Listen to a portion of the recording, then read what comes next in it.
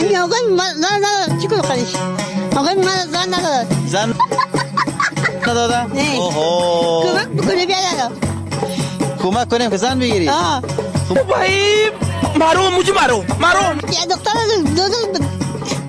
دکتر والا عاشق من عاشق من عاشق تو هست آه. خلاص دیگه خیلی گپ هست دیگه این یک چشم داره